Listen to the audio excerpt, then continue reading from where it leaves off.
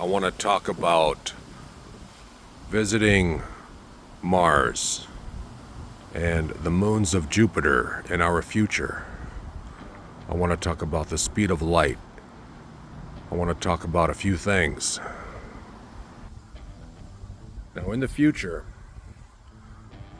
we've already got plans to visit the planet Mars. And that is 1.5 astronomical units away from our sun, which is a half an astronomical unit away from us, the planet Earth. And light takes 4 minutes to travel 1/2 of an astronomical unit. So if we're going to be doing our banking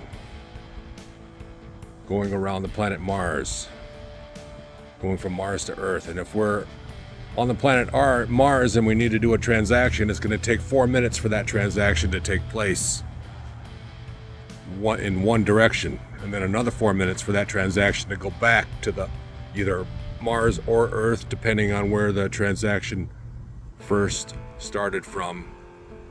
A total round trip of 8 minutes, 4 times 2, for a banking transaction to happen using the internet.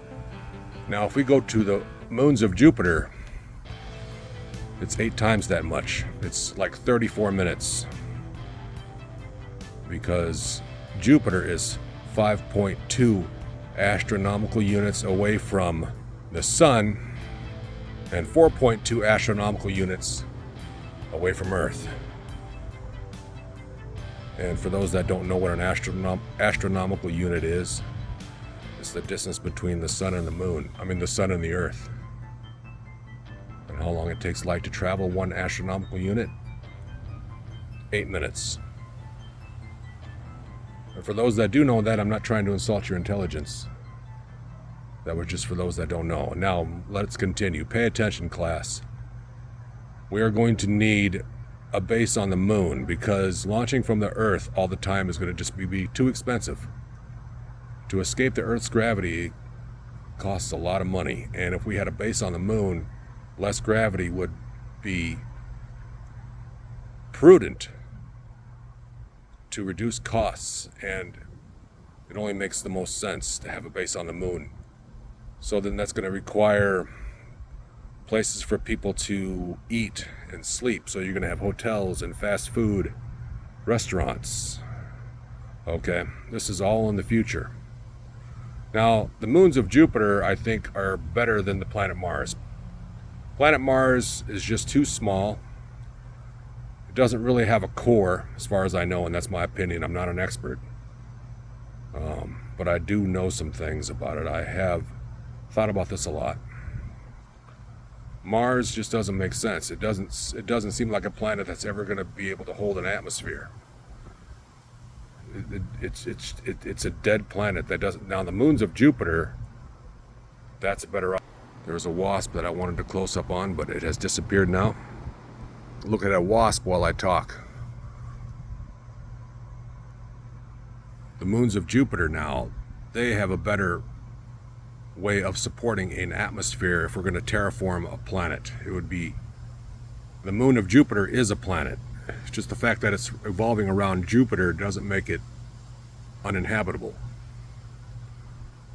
There are a couple moons that we are looking at, and I mean us as a species, the dominant species of this solar system. Now, the dominant species of the Milky Way, now that's another debate. With there being about 400 million stars in the Milky Way, plus or minus a couple hundred million, there's definitely a huge possibility that we do have intergalactic neighbors that know we exist. And now I'm kind of going on a tangent, but they want nothing to do with us, okay? Listen to me clearly. They want nothing to do with us. So we must show them that they do want something to do with us. Okay? Start thinking about our future. Just one meteorite with enough platinum, silver, and gold on it could wipe out the world's national debt if we mined it correctly, and that's what we need to do. That's what space is for, is to find that one meteorite with all these precious metals that will bring the complete entire world out of debt. So what is the one precious resource that every civilization, no matter where it's from, and that's the precious metals, because precious metals, especially gold, conducts electricity very, very well. And it's what makes sense. That would be the currency if we were to meet another civilization. We would exchange in gold because of its electrical values, and for their electronics as well as ours. It makes the most sense. Wow. Whew. There's so much more to talk about, but I don't want to make this video too long. Of course, all of this is going to require us being a Type 1 civilization. And that's a totally another video. Let's talk about that next. Hit the subscribe button if you want me to talk about what it would take for us to be a Type 1 civilization, and the like button too. Hit the like button and type in the comments section something about Type 1 civilization and want to hear more about it, okay? Peace. Have a good day.